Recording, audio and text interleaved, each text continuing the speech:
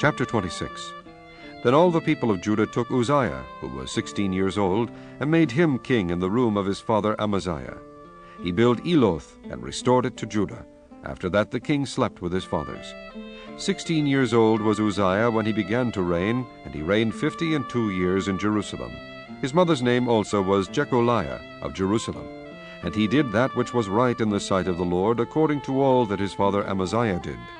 And he sought God in the days of Zechariah, who had understanding in the visions of God. And as long as he sought the Lord, God made him to prosper.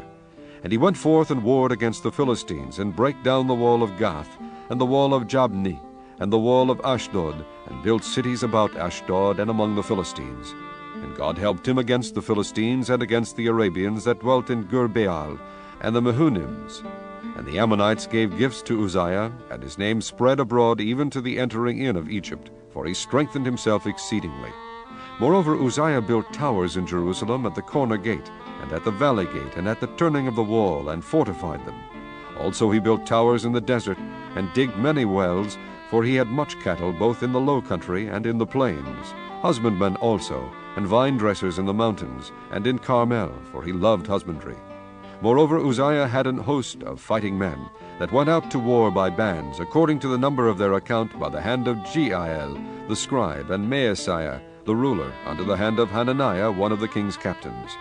The whole number of the chief of the fathers of the mighty men of valor were 2,600, and under their hand was an army, 300,000 and 7,500, that made war with mighty power to help the king against the enemy.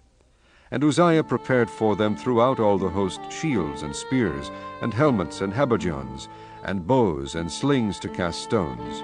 And he made in Jerusalem engines, invented by cunning men, to be on the towers and upon the bulwarks, to shoot arrows and great stones withal. And his name spread far abroad, for he was marvelously helped till he was strong.